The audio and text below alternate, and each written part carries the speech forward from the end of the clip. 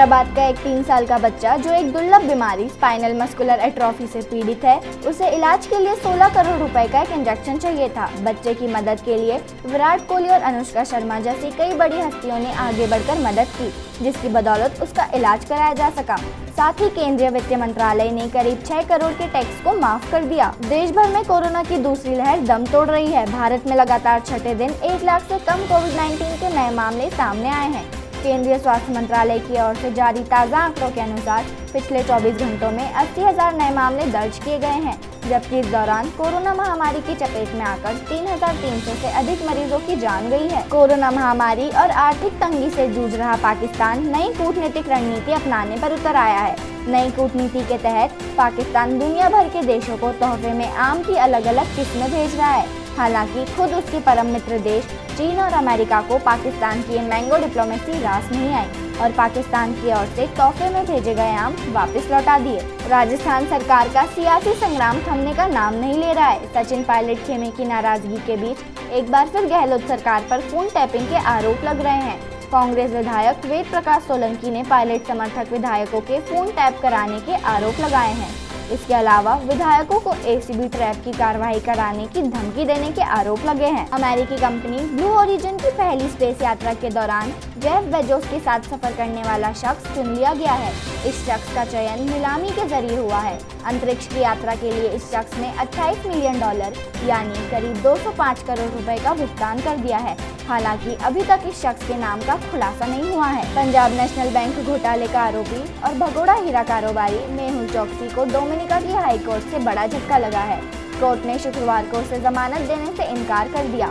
जानकारी के मुताबिक हाई कोर्ट ने चोकसी के भागने का खतरा होने की वजह से जमानत देने से इनकार कर दिया है। ब्रिटेन में ग्रुप ऑफ 7 यानी G7 की मीटिंग शुक्रवार को शुरू हो गई।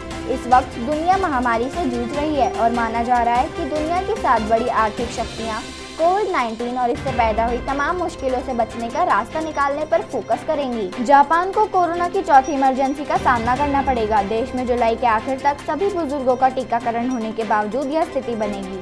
क्योटो यूनिवर्सिटी के प्रोफेसर हिरोशी निशिमुरा ने स्वास्थ्य, श्रम और कल्याण मंत्रालय के सलाहकार बोर्ड को एक विश्लेषण रिपोर्ट सौंपी है।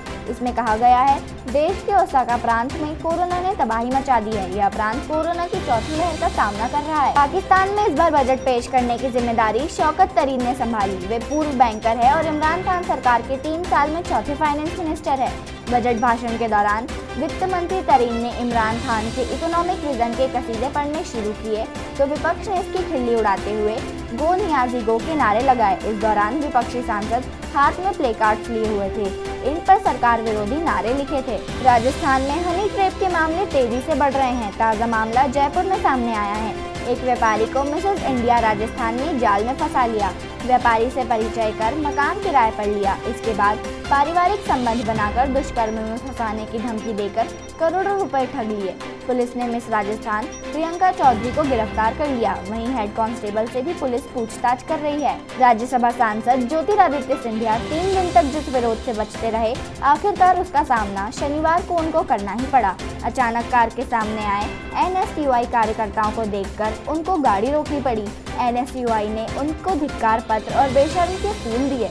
पत्र में लिखा था, जब लोग कोरोना से मर रहे थे तब आप कहाँ थे।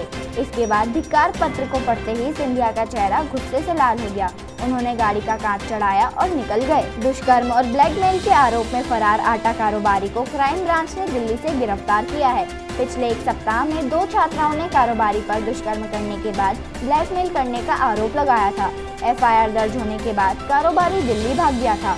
सूचना मिलते ही क्राइम ब्रांच ने दबिश दी और आरोपी को दिल्ली से पकड़ा। उज्जैन शहर में देर रात कोरोना कर्फ्यू के दौरान जमकर मारपीट और पत्थरबाजी हुई। इस दौरान डायल 100 के जवान पहले तो बेबस खड़े होकर देखते रहे, फिर मामला बढ़ा तो पुलिसकर्मी मौके से निकल गए। पथराव में एक युवक घायल हो गया, कुछ वाहन भी क्षतिग्रस्त हो गए। हालांकि बाद में सूचना पर पहुंची पुलिस ने मामले को शांत कराया, साथ ही FIR दर्ज कर मामले की जांच पड़ताल में जुट गई। हरियाणा के हिसार जिले के सूर्यनगर में ऑनर किलिंग का मामला सामने आया है। संदिग्ध हालत में 19 साल के युवक की मौत हो गई है। परिजनों ने लड़की के परिवार पर हत्या किए जाने का आरोप लगाया है, क्योंकि युवक अपनी प्रेमिका को लेकर भाग गया था। मृतक के परिजनों ने आरोपियों के खिलाफ कार्रवाई के लिए शनिवार को थाने के बाहर विरोध प्रदर्शन भी किया। ब्लैक फंगस से निपटने के लिए हरियाणा सरकार की तैयारियों को बड़ा झटका लगा है। फंगस के इलाज में इस्तेमाल होने वाले एम्फोटेरिसिन बी इंजेक्शन के सप्लाई के लिए जिस कंपनी को ऑर्डर दिया था, उसने अब सप्लाई करने से इनकार कर दिया है। कंपनी के आवेदन से स्थिति सुधरने की जो उम्मीद बंधी थी वह टूट गई है।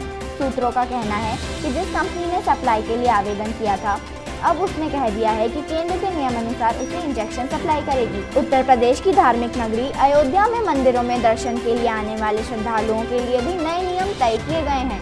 अयोध्या आने वाले श्रद्धालु शासन द्वारा जारी कोविड-19 से बचाव के निर्देशों का पालन करेंगे।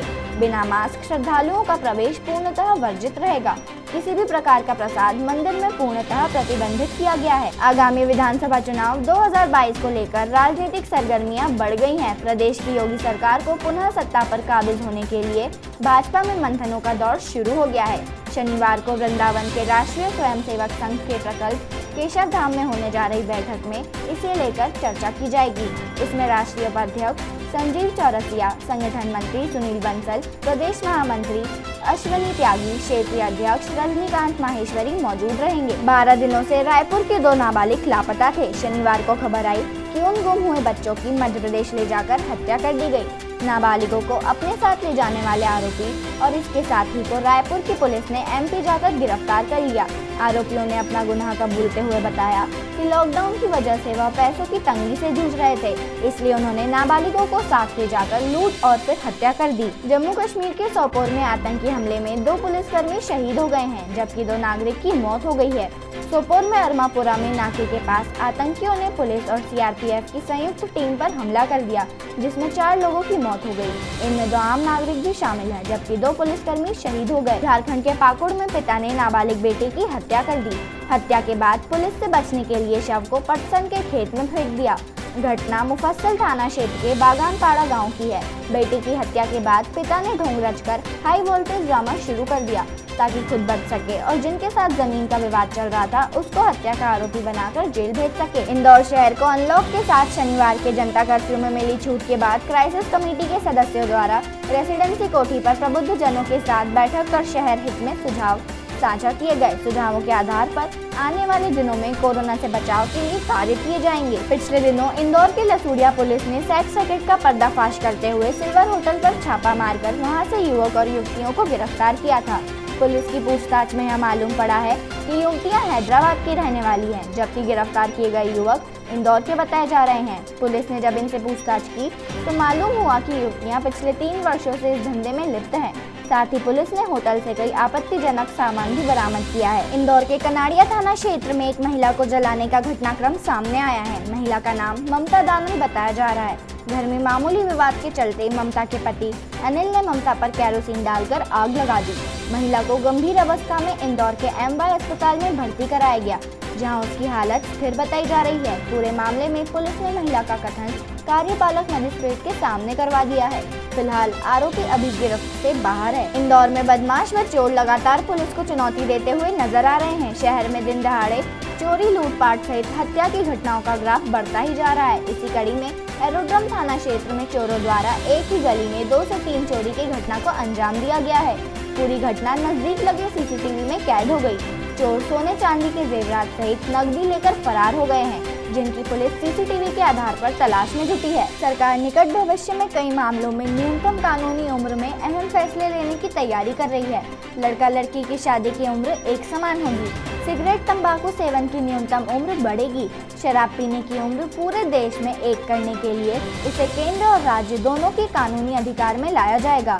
इंटरनेट पर डेटा संरक्षण के दायरे में बच्चों की उम्र पर निर्णय लेने की जमीन भी तैयार हो चुकी है। केंद्र सरकार ने उस मीडिया रिपोर्ट को खारिज किया है जिसमें कोरोना से हुई असल मौतों को सरकारी आंकड़ों से 5 से 7 गुना ज्यादा बताया गया था। सरकार ने रिपोर्ट में दिए गए आंकड़ों को गलत बताया है। केंद्रीय स्वास्थ्य मंत्री डॉक्टर हर्षवर्धन ने बिना नाम लिए उस रिपोर्ट की निंदा की है।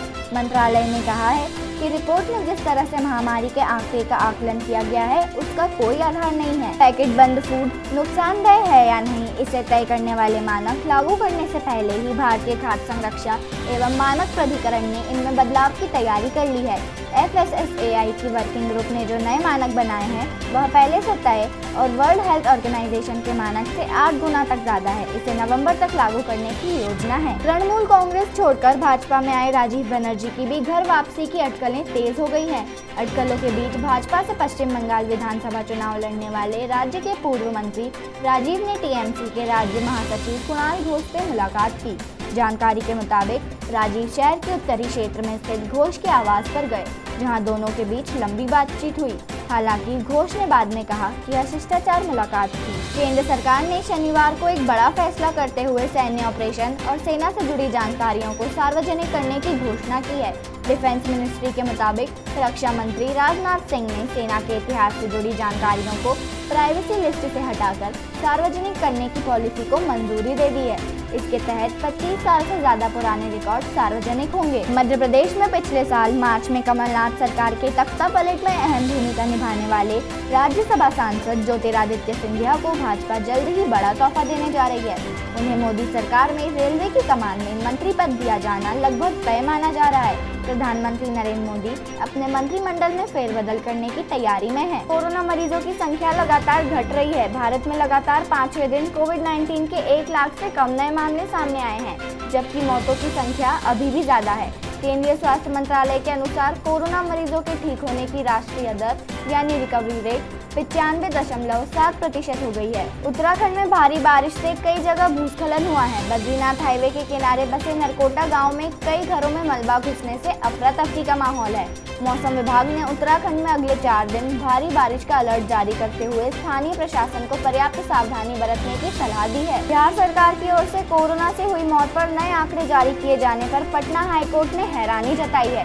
शुक्रवार को इस सुनवाई पर चीफ जस्टिस संजय करोल ने कहा कि अगर हाईकोर्ट इस मामले में दखल नहीं देता तो पता भी नहीं चलता कि कोरोना संक्रमण से बिहार में कितनी मौतें हुई हैं। अयोध्या के राम जन्मभूमि परिसर में भव्य राम जन्मभूमि मंदिर निर्माण की शुरुआत के साथ ही भक्तों ने दिल खोलकर दान दिया है।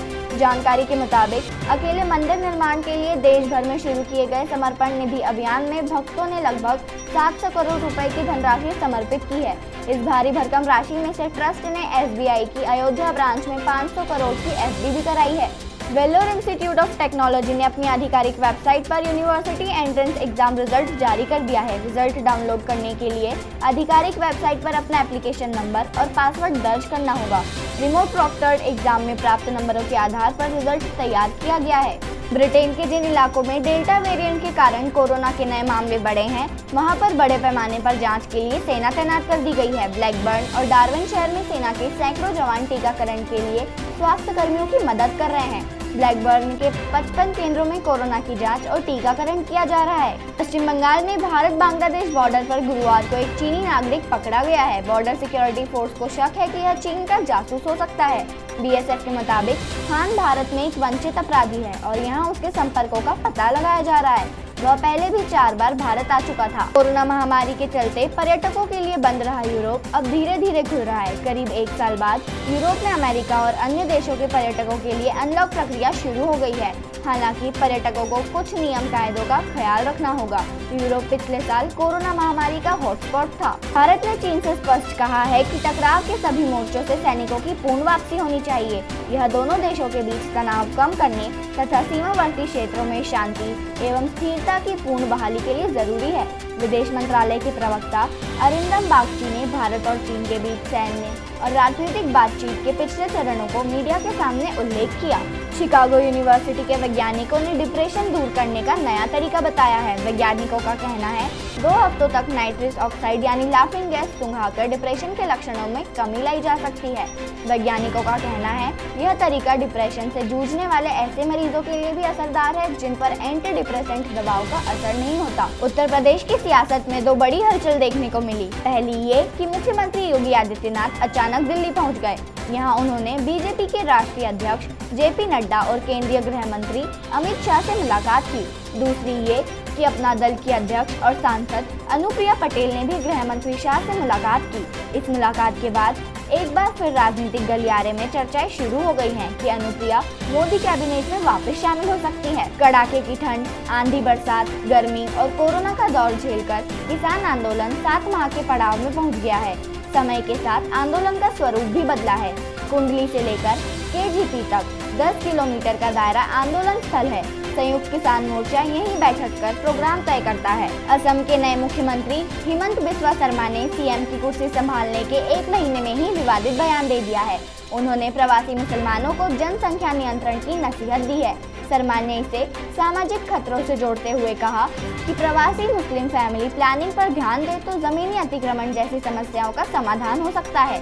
एलोपैथी से इलाज को सबसे बड़ा झूठ बताकर विवादों में घिरे बाबा रामदेव ने यू टर्न ले लिया है। उन्होंने जल्द ही वैक्सीन लगवाने का ऐलान किया है। साथ ही कहा है कि सभी लोग जल्द से जल्द वैक्सीन लगवा लें। रामदेव ने आगे कहा कि सभी अच्छे डॉक्टर भगवान के भेजे दूत हैं। इंदौर शहर में अब कोरोना के कारण हुए बेरोजगारी के साइड इफेक्ट सामने आना शुरू हो रहे हैं। कई लोगों को अपने रोजगारों से हाथ धोना पड़ा है, तो वहीं कुछ लोग आपराधिक गतिविधियों में भी शामिल होते दिखाई दे रहे हैं। ऐसा ही एक मामला सामने आया है इंदौर के तुकोगंज थाना क्षेत्र से। कोरोना के कारण बेरोजगार हुए युवक ने एटीएम तोड़कर लूटने का प्रयास किया, जिसके पहले ही वो पुलिस की गिरफ्त में आ गया। इंदौर के पंडीनाथ थाना क्षेत्र के मोहनपुरा में रहने वाली एक महिला के साथ दुष्कर्म का मामला सामने आया है।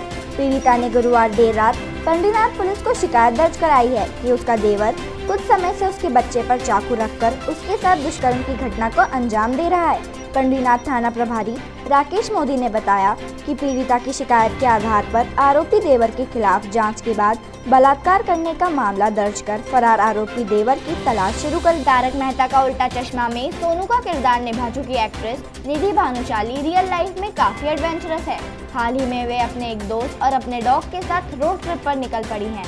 निधि की मां पुष्पा भानुशाली बताती हैं कि उनकी ये रोड ट्रिप 2 से 3 महीने तक चल सकती है। महानायक अमिताभ बच्चन अपनी फिल्म गुड बाय की शूटिंग शुरू कर रहे हैं। विकास बहल के निर्देशन में बनने जा रही इस फिल्म के जरिए पहली बार south Indian actress Rashmika Mandanna उनके साथ स्क्रीन शेयर करेंगी। शूटिंग के बारे में अपडेट बिग बी ने अपने ब्लॉग में दिया है। वर्ल्ड टेस्ट चैंपियनशिप का फाइनल करीब है, ऐसे में टीम कॉम्बिनेशन गंभीर मुद्दा है। अच्छी बात यह है कि ज्यादातर पोजीशन के लिए खिलाड़ियों के नाम पहले से ही तय है। बावजूद इसके कुछ नामों के प्लेइंग 11 में शामिल किए जाने को लेकर हलचल तेज है। अब शार्दुल ठाकुर का नाम उछलकर सामने आया है। प्लेइंग 11 में शामिल किए जाने को लेकर शार्दुल के नाम की वकालत पूर्व सेलेक्टर शरणदीप सिंह ने की है। भारत क्रिकेट टीम के लेग स्पिनर को श्रीलंका दौरे के लिए टीम में शामिल किया गया है। इसी के साथ ही उन्होंने अपने फैंस के साथ एक और अच्छी खबर साझा की है। पिछले कुछ दिनों से चहल के माता पिता कोरोना से लड़ रहे थे और अब वह ठीक हो चुके हैं। इसके बारे में जानकारी देते हुए चहल ने लोगों को प्रार्थना करने और सपोर्ट करने के लिए धन्यवाद किया है।